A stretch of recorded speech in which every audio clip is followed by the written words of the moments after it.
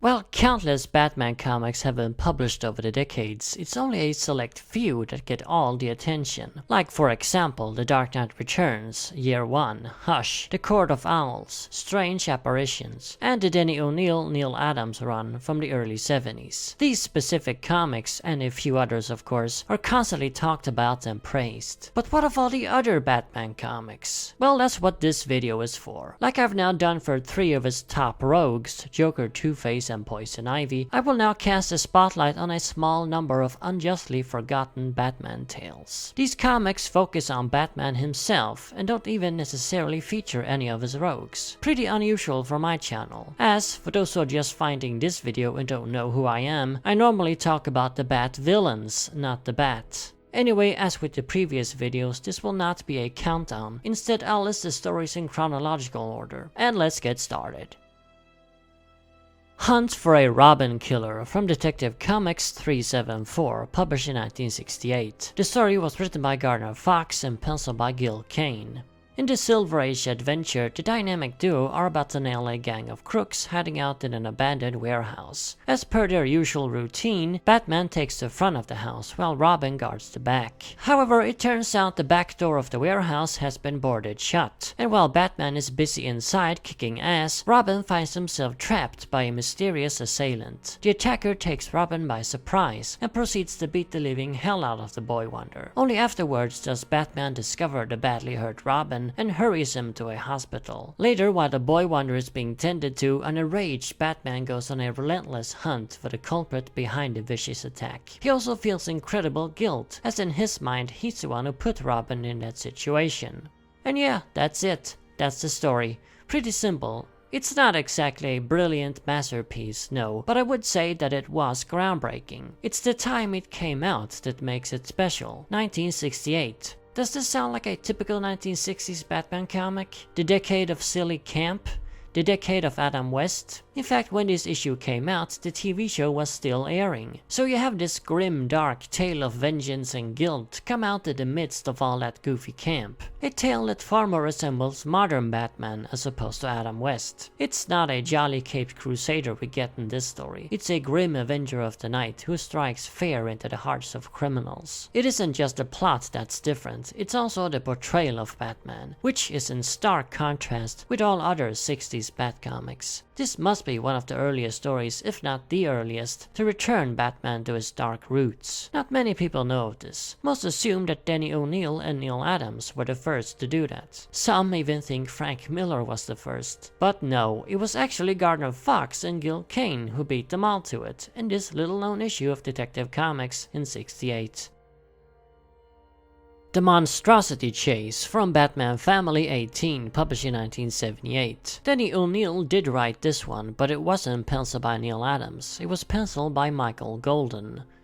In this tale, a gang of crooks called the Gargoyle Gang storm a ceremony held at the Gotham Hotel by celebrated actress Tabitha Blatant. They make off with a valuable mask covered in rubies, and Blatant's assistant, Jamie, whom they take as a hostage. As per their plan, the Gargoyle Gang then escape down into the sewers. Earlier they had stolen a map of Gotham's sewer systems. However, it turns out this map is obsolete and no longer accurate. Meanwhile, there's a rough rainstorm on the way, and soon the sewers of Gotham begin to flood with massive amounts of rainwater. Naturally, it's up to Batman to venture down into the hazardous sewers, avoid drowning, take out the entire Gargoyle Gang, and save their hostage, Jamie.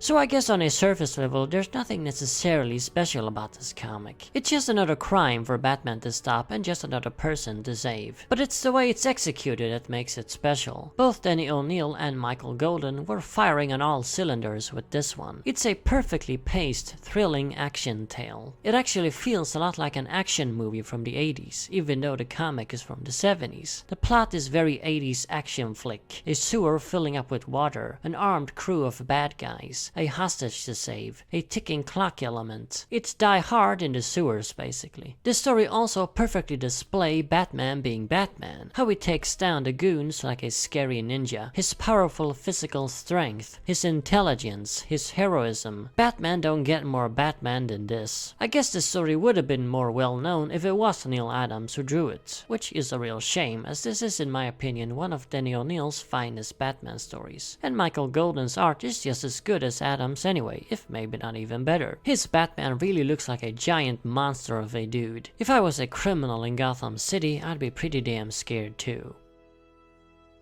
Blood Secrets from Detective Comics Annual Number 2, published in 1989. It was written by Mark Waid and Brian Augustine, while a penciler was Val Semeiks.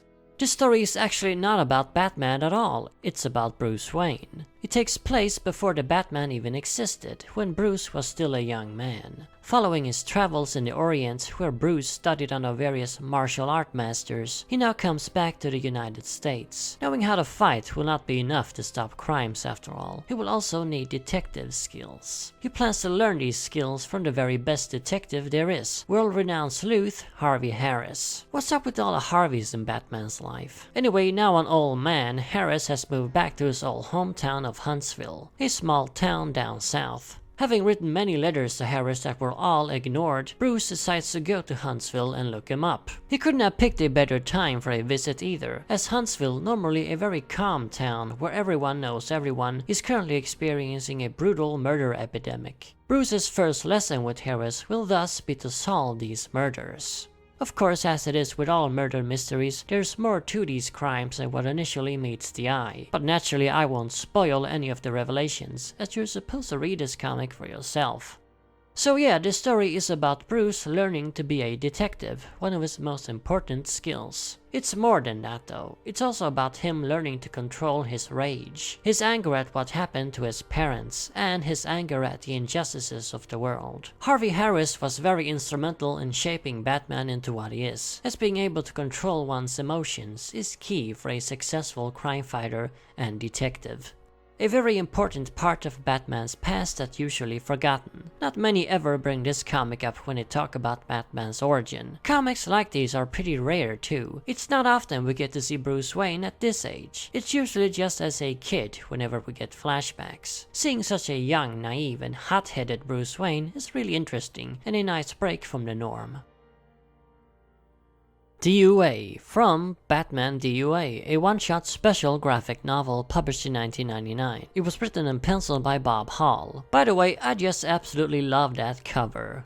So this one does feature rogues, but they aren't really what the story is about. In it, Batman's three greatest enemies, the Unholy Three as he himself refers to them, Joker, the Penguin and Two-Face, team up to rid of their hated nemesis once and for all. Pooling their skills together, they're able to concoct a plan to poison Batman with a deadly virus. A virus that will kill him after 24 hours. Meanwhile, the young daughter of a senator whom Bruce Wayne knows is kidnapped by a group of radical terrorists. They demand millions in ransom. But of course, Batman knows they never plan to release the girl. They'll kill her no matter what. With the virus raging in his blood, Batman, knowing that he's going to die soon, decides to devote his last 24 hours to rescuing the little girl. Talk about a ticking clock. This one is even more tense and suspenseful than the 70s story. Every minute in this story counts and you really feel it. I mean sure, you can guess that Batman isn't going to die, and I don't think that's a spoiler, but you still feel on edge for the entire read. Seeing Batman getting worse and worse, hallucinating, puking into trash cans, passing out. It's not exactly your standard Batman fare. The stakes here feel very high and the situation incredibly dire. It's also a perfect example of Batman's heroism. Not counting Nightfall, this might be the worst shape I've ever seen Bats in, yet he just keeps on going. He has to save the little girl after all. He could have been devoting all of his attention to finding a cure for the virus instead, but no, he simply gives that task to Robin. It's like it's merely secondary. Now that's a hero, or so I'm told. I wouldn't really know, being the rogue that I am. Speaking of rogues, while they don't appear much, the Unholy Three are a lot of fun nonetheless, and Two-Face specifically gets a really nice moment at the end. Read the comic for yourself to find out what I mean. Another graphic novel like Poison Ivy Cast Shadows that just kinda came and went without any attention when it was published.